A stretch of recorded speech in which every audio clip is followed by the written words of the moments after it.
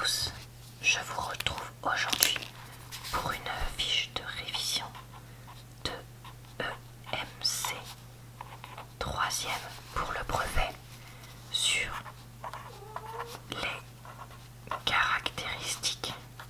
Vous excuserez le bruit de chat derrière. Caractéristiques d'un État démocratique.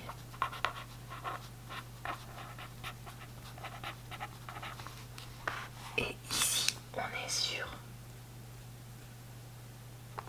une problématique. Alors, la problématique, je vais l'écrire de quelle couleur? J'ai pas un turquoise. On va écrire problématique. Problème. Donc, quel est le pouvoir des médias sur l'opinion publique?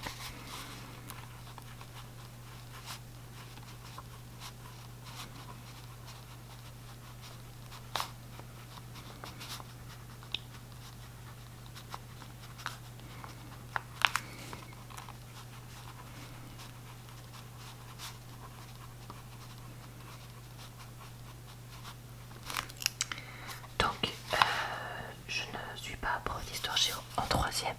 Donc cette fiche, je l'ai cherchée sur internet et je l'ai trouvée sur le site d'une prof qui s'appelle danielcorneglio.fr. Donc tout bêtement, j'ai cherché sur Google. Du coup, s'il y a des erreurs, je vous prie de m'en excuser, puisque je ne suis pas capable de les détecter. Donc, le grand 1 s'intitule La diversité et le rôle des médias.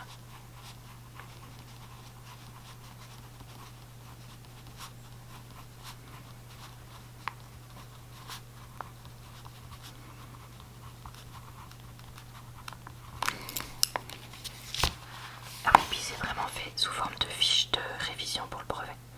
Donc pareil, il n'y aura pas de tout dedans.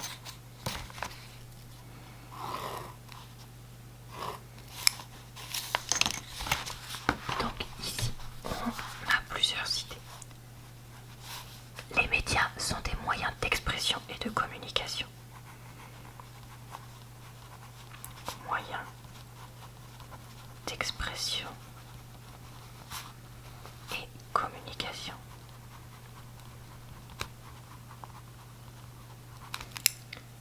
Qui permettent à chacun de s'informer et de former son opinion.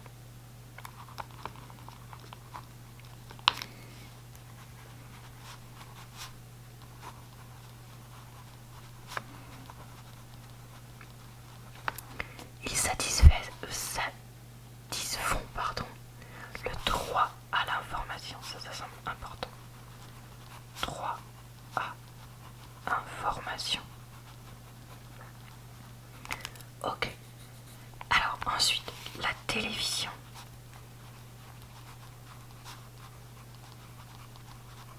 C'est le média le plus utilisé pour prendre connaissance de l'actualité.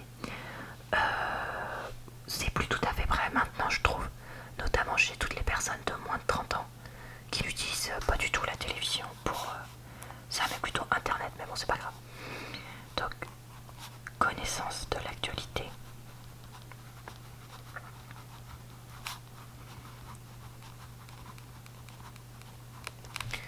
Mais le public fait plus confiance à la presse écrite pour avoir des explications détaillées et fiables. Donc, plus confiance. Ça reste vrai, je trouve. Presse écrite pour détail et fiable. Détail plus fiable. En France, il y a la liberté de la presse et de nombreux médias aux opinions différentes. Donc, France, liberté, presse, plus nombreux médias, opinions différentes. La diversité est une garantie pour la démocratie car elle permet les débats et de confronter plusieurs sources. Donc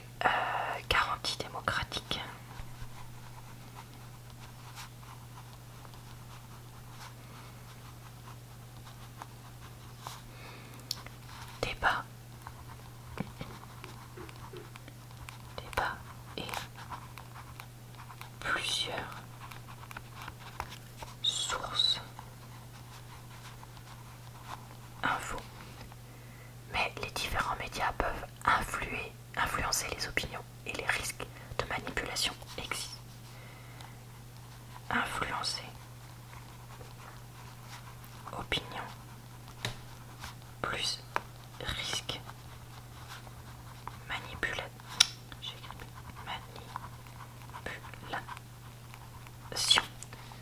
Cependant, les journalistes doivent respecter certaines règles. Donc il y a présence d'une déontologie. Déontologie. Journaliste. Normalement, hein, évidemment. Donc diffuser une information exacte et vérifiée. Diffuser info exacte et vérifiée. Et il y a le CSA. Donc c'est le Conseil supérieur de l'audiovisuel qui surveille l'application des règles à la télé et la radio. Donc surveille télé et la deuxième partie qui est traitée dans la fiche, c'est donc Internet, risque ou chance pour la démocratie.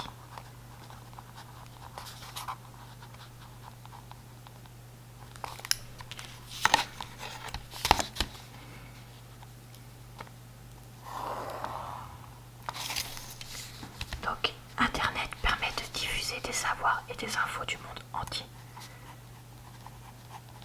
Tout le monde le sait. Hein. Diffuser savoir plus infos du monde. Les sites d'information, les blogs, les réseaux sociaux ont permis de multiplier les sources d'information.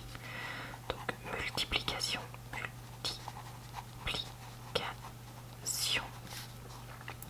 Source info et moyen de diffusion. Cependant, aucun contrôle n'est effectué sur ce réseau et on y retrouve des calomnies, fausses nouvelles, images contraires à la dignité humaine. Donc le problème, c'est qu'il y a quasiment aucun contrôle. Par exemple, moi, je suis en train de dire des trucs, mais il n'y a pas de contrôle de ce que je suis en train de dire. Personne trie si c'est faux ou vrai. Alors voilà, moi comme je vous le dis, je reprends quelque chose que j'ai trouvé sur internet, mais ça se trouve c'est du bidon. Enfin, je pense pas, juste écrit, mais ça pourrait. Donc ici, il faut bien avoir une vigilance et une formation des internautes.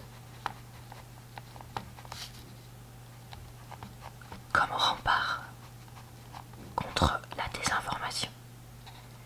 Mais ce qui est aussi positif, c'est que dans la multiplication des sources d'information et des moyens de diffusion, on peut aussi parfois dans certains pays contourner la censure grâce à Internet et permettre la diffusion d'informations qui n'auraient pas pu être diffusées.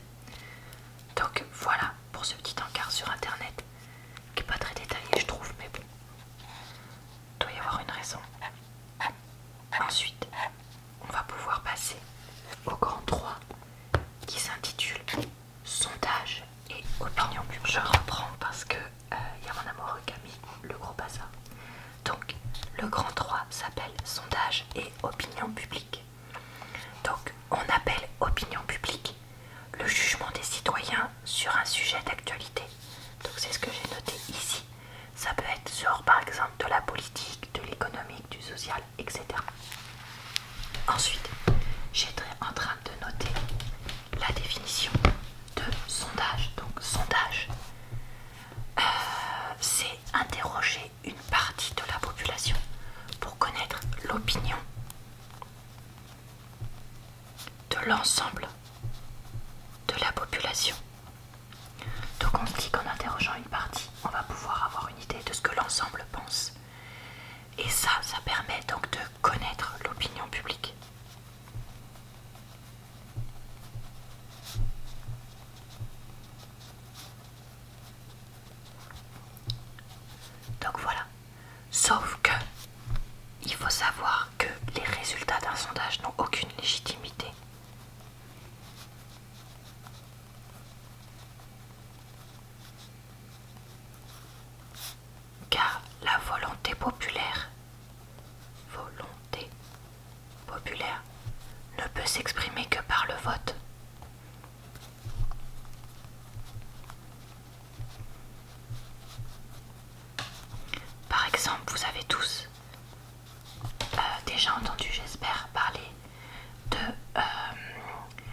les moments où, par exemple, avant les présidentielles, on interroge des gens pour savoir, on fait des sondages pour savoir qui va être élu, et que ces sondages ne correspondent pas aux résultats lors du vote, parce que déjà dans le sondage, on n'interroge qu'une partie de la population. Et en plus, il y a des fois des gens qui disent des choses devant un institut de sondage, mais qui ne sont pas les mêmes que les votes qu'ils font après. Par exemple, on dit qu'on va voter tel candidat et en fait on en vote un autre parce qu'on a parfois honte de voter pour tel candidat ou on n'a pas envie de le dire, pas envie que ça se sache, etc., etc. Donc il y a vraiment une différence entre les deux et ça peut être valable pour énormément de sujets. Enfin, il y avait une petite carte mentale sur comment les médias participent à la vie démocratique.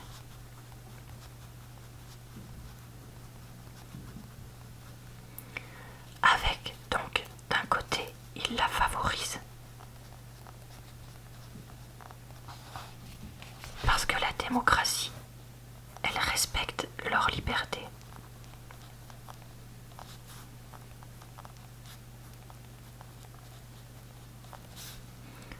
Ensuite, ils informent les citoyens qui peuvent se faire une opinion sur un événement. Pour qu'ils se forment une opinion, ils permettent la diffusion de toutes les opinions.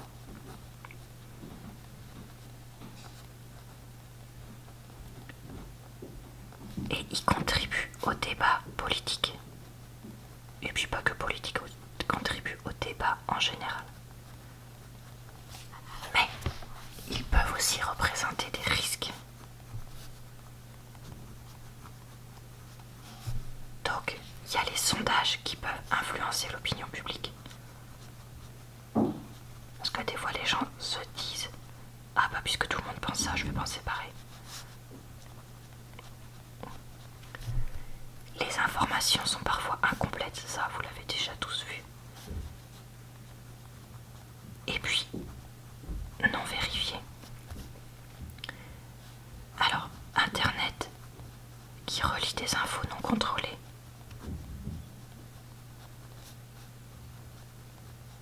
Et puis qui du coup n'a pas de sanctions contrôlées. Et il y a donc un besoin d'esprit critique face aux médias. Voilà, j'espère que cette fiche vous a plu et vous a intéressé. J'espère aussi qu'elle a aidé les personnes qu'elle devait aider. Et puis je vous dis à très bientôt dans une prochaine vidéo.